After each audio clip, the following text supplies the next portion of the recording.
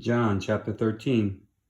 Now before the feast of the Passover, Jesus, knowing that his time had come, that he would depart from this world to the Father, having loved his own who were in the world, he loved them to the end. During supper, the devil having already put it into the heart of Judas Iscariot, Simon's son, to betray him, Jesus, knowing that the Father had given all things into his hand, and that he came from God and was going to God, arose from supper, and laid aside his outer garments. He took a towel, and wrapped a towel around his waist. Then he poured water into the basin, and began to wash the disciples' feet, and to wipe them with the towel that was wrapped around him. Then he came to Simon Peter. He said to him, "Lord, do you wash my feet?" Jesus answered him, "You don't know what I am doing now, but you will understand later." Peter said to him, "You will never wash my feet." Jesus answered him, "If I don't wash you, you have no part with me." Simon Peter said to him, "Lord, not my feet only, but also my hands and my head."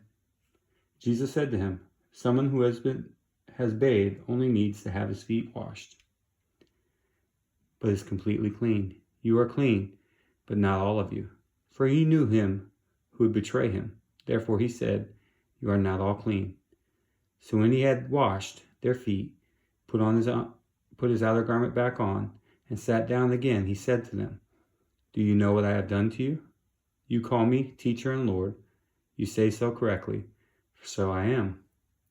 If I then, the Lord and the teacher, have washed your feet, you ought also to wash one another's feet. For I have given you an example, that you should also do as I have done to you.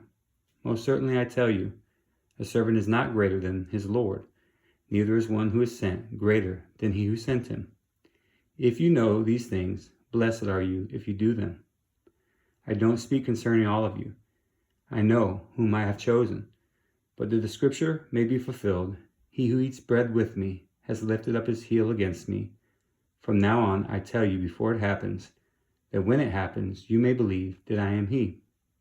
Most certainly I tell you, he who receives whomever I send receives me, and he who receives me receives him who sent me."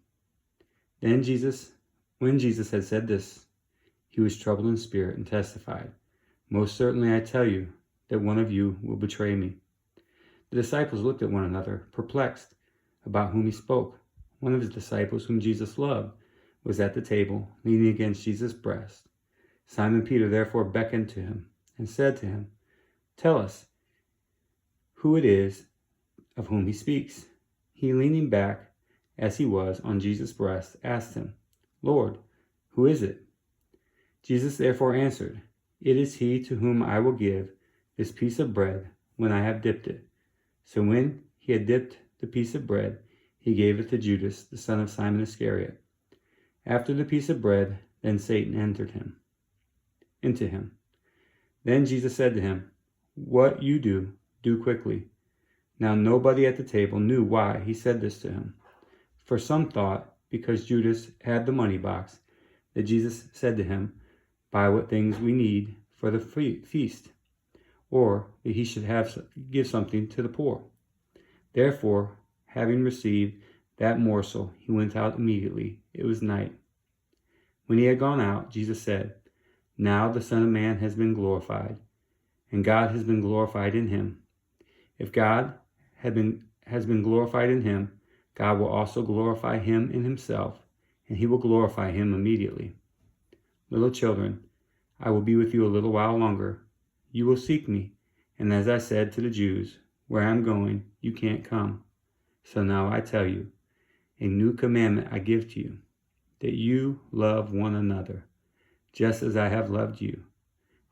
You also love one another. By this everyone will know that you are my disciples, if you have love for one another." Simon Peter said to him, "Lord, where are you going?" Jesus answered, "Where I am going, you can't follow now, but you will follow afterwards." Peter said to him, "Lord, why can't I follow you now? I will lay down my life for you." Jesus answered him, "Will you lay down your life for me? Most certainly I tell you, the rooster won't crow until you have denied me 3 times.